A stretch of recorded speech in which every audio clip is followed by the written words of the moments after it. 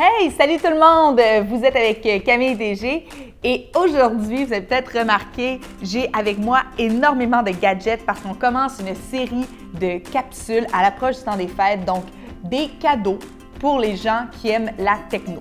Et là, je m'adresse à ma famille, mes amis, mon chum. Je le sais, c'est vraiment pas facile de me faire des cadeaux parce qu'en tant que blogueuse, vous avez l'impression que j'ai plein d'affaires. Mais c'est pas vrai, il y a plein de choses que j'ai pas. Et aujourd'hui, je vais vous montrer plein d'idées de trucs vraiment cool. C'est pas juste pour ma famille, là. Ça peut être pour la vôtre aussi. Je sais pas si vous avez un calendrier à la maison, mais moi, sur mon calendrier, il y a un gros X sur le 18 décembre.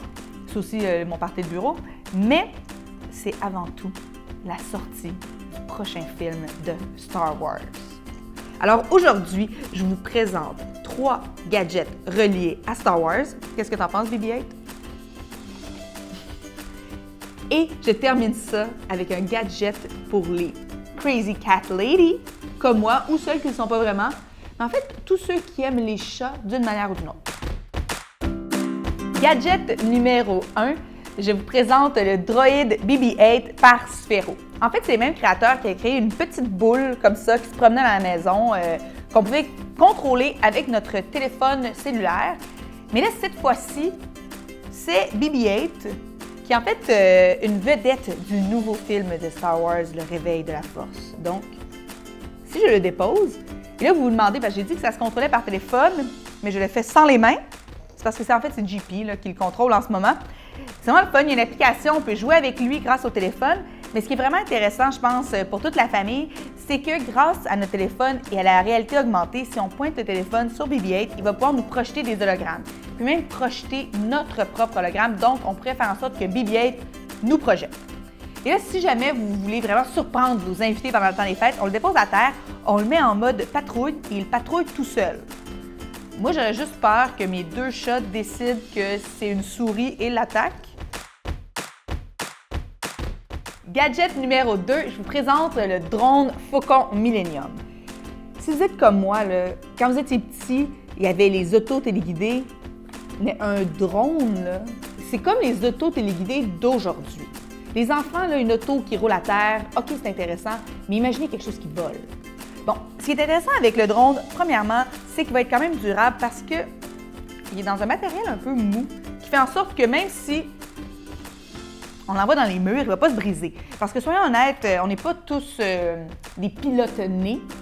Et suite à mes nombreux tests, je ne suis pas une pilote née, surtout pas dans un bureau.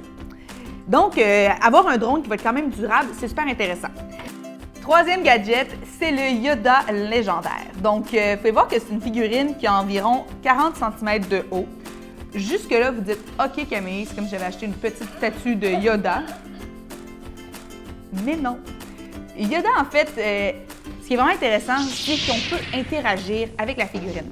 Donc, il répond avec plus de 115 phrases. C'est sûr que c'est juste en anglais. Donc, il peut nous donner des petites leçons comme ça. On peut aussi lui poser des questions pour savoir qui est du bon côté de la force. Est-ce qu'un jour, je pourrais devenir une Jedi? Et plein d'autres questions. Teach me how to use the Force. The Force, yes.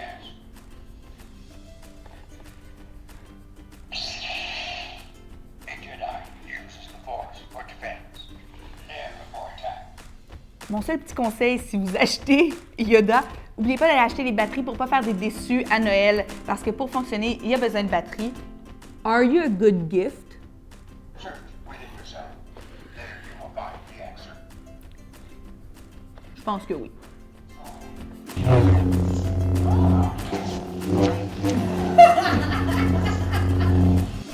Quatrième jouet, c'est le Zoomer Kitty. Certaines personnes ne peuvent pas avoir de chat. Et je sais que pour plusieurs enfants, c'est un problème. Ils demandent des chats à Noël aux parents. Et un chat, ça veut dire énormément de responsabilités. Il faut s'en occuper de cet animal-là. Le Zoomer Kitty vient un peu combler tout ça. En fait, c'est un chat, jouet, mais il peut interagir avec nous. Donc, il faut l'allumer. Un petit bouton sous le bedon. Et le chat a différents modes. Donc, il peut être en mode câlin, il peut être en mode où il va pourchasser sa balle, il peut faire des sauts, il peut ronronner. Il y a un petit bouton sur son dos qui nous permet de le contrôler. Donc, c'est une façon de pouvoir jouer avec lui, puis on peut même le laisser libre, s'amuser dans la maison. Alors, c'est un chat pour tous ceux qui ne peuvent pas en avoir. Et en plus, comme il interagit avec nous, par exemple, si je l'allume. Allô? Oh, il est content, le Zoomer Kitty! C'est un peu comme un chat du futur avec 11 tours préprogrammés. C'est vraiment idéal pour les jeunes enfants qui demandent des animaux parce que si jamais on s'en va pendant une semaine en vacances, on peut le laisser à la maison. Il n'y aura pas de problème. Il va être intact à notre retour. Comme c'est juste la première capsule de nos idées cadeaux, n'oublie pas de t'abonner à la chaîne, comme ça tu vas être au courant. On a tout plein de capsules techno qui s'en viennent en collaboration avec Best Buy.